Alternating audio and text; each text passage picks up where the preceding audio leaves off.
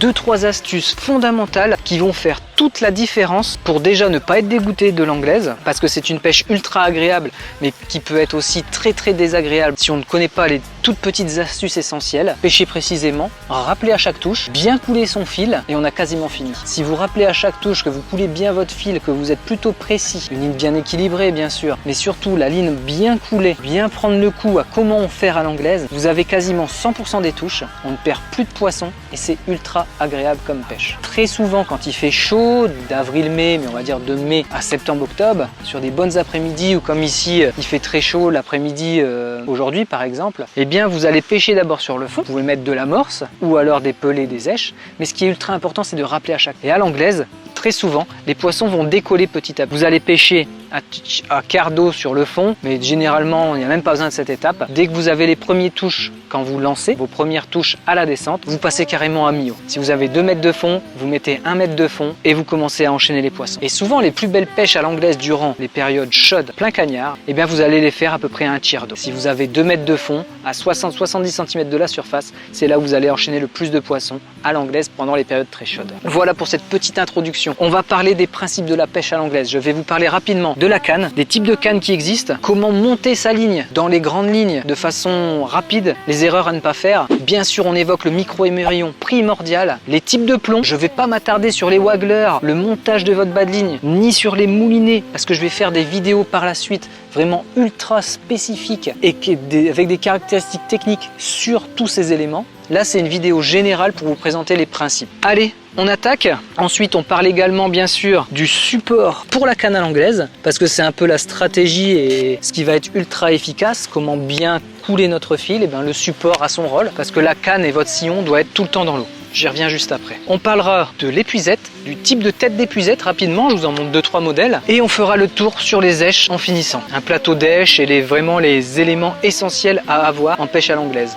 Donc marqueur de fil pour pêcher toujours à la même distance, je pense à des plombs et le micro-émerillon. Allez, on attaque. Généralement, une canne à l'anglaise, donc de ce type, là c'est une canne très gros poisson. Pour la carpe, les 2 cannes sont des cannes gros poisson. On est sur un carpodrome, donc j'utilise ce type de canne qui va avoir des actions de pointe et une très grosse réserve de puissance. La plupart des cannes à mouliner vont travailler quasiment sur l'ensemble de la canne. Canne à l'anglaise très gros poisson, on travaille sur le dernier tiers, voire sur le dernier quart de la canne. Des cannes un peu plus souples et puissantes peuvent travailler sur la moitié, mais généralement c'est comme ça que ça se passe.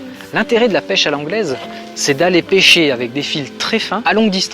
Je vous ai fait une vidéo astuce pêche à l'anglaise, si ça vous intéresse je la mets juste là, allez la voir, où je vais beaucoup plus déjà dans certains détails. Une canne à l'anglaise de ce type, vous allez en avoir en 13 pieds, 14 ou 15 pieds. Généralement c'est ce qui se pratique et ce qui se vend en France d'une manière générale, correspondant à 3,90 m, 4,20 m ou 4,50 m.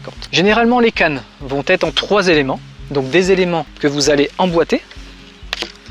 Hop.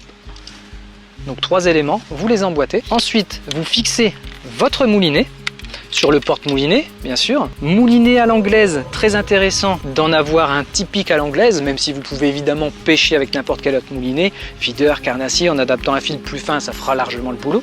Surtout si vous voulez découvrir cette pêche et voir vraiment si ça va vous intéresser, parce que c'est ça souvent le problème, on a envie de faire quelque chose, on investit dans énormément de matériel et au final ça ne nous intéresse pas toujours. Donc c'est intéressant de tester avec le matériel que vous avez déjà. Procurez-vous juste une autre bobine ou adaptez une bobine sur un de ces types de moulinets en fil un peu plus fin et vous voyez si ça vous plaît la pêche à l'anglaise. Intérêt d'avoir un vrai moulinet à l'anglaise, en fait, le ratio. Le ratio va augmenter et le ratio c'est le nombre de longueurs de fil que vous allez ramener à chaque tour de moulinet. Généralement, les ratios pour des moulinets classiques, donc bien sûr sur des petits 1000 ou ultra légers, on a des tout petits ratios et on va monter, on va être entre 3 et 4, 4,5 sur la plupart des petits ratios. On débute des moulinets carnasse entre 3, 4,5, 5, même un peu plus des fois. Et par vous donner un exemple, sur un moulinet anglaise de ce type-là, on a un ratio carrément à 7,1. Donc ça ramène vraiment beaucoup de fils par tour de moulinet. Ça c'est intéressant à savoir et à comprendre.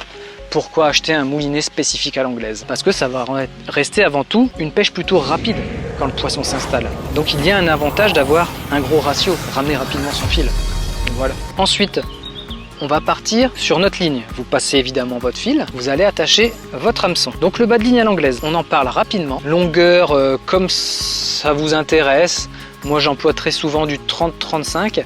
Ici j'ai une longueur à peu près en 45. Et on parle de la chose primordiale, un micro-émurillon. Mettez-vous toujours un micro-émurillon à l'anglaise. C'est ce qui permet tout simplement de ne pas vriller votre fil. On est sur du lancer-ramener, lancer-ramener. Le micro-émurillon va avoir comme rôle de ne pas vriller votre fil. À la fois le fil principal dans le temps, mais surtout le fil du bas de ligne, qui s'entourerait de manière constante et ferait des perruques ou des nœuds constamment. Ensuite, vous allez adapter évidemment vos plombs. Différents types de plombs, je vous les montre en fin de vidéo, les plombs à l'anglaise que j'aime bien utiliser. Et on va adapter un flotteur. Il y a de multiples fixations de flotteurs, je les évoque dans la vidéo astuce, donc n'hésitez pas à aller la voir. Et un flotteur à l'anglaise, ça peut être ça, ou alors je vais vous en montrer un autre sur l'autre canne maintenant. Donc là il y a une petite comme une poire, une conne en bas à la base. Les flotteurs à l'anglaise de manière classique vont s'appeler waggler, et vous en avez de ce type là, complètement fin. Il y en a aussi des encore plus fins pour pêcher à la surface. On va assimiler ça ou dire que c'est des sticks. Donc on va avoir du stick, du waggler très fin, du waggler poire comme je vous ai montré. Et après on va avoir des gros wagglers avec des gros poids pour aller pêcher à très longue distance. Cette canne est également une canne en 13 pieds. Moi j'utilise des cannes en 13 pieds, ça passe partout pour ce que j'ai pêché. Donc 3,90 m. Que vous dire de plus sur les principes de la pêche à l'anglaise par rapport donc aux cannes comme on vient d'évoquer? La taille du fil, allez-y. Bon, moi je pêche en 12 ou 14, mais ça reste très très fin. Vous débutez la pêche à l'anglaise, vous mettez un 15 centièmes en corde de ligne.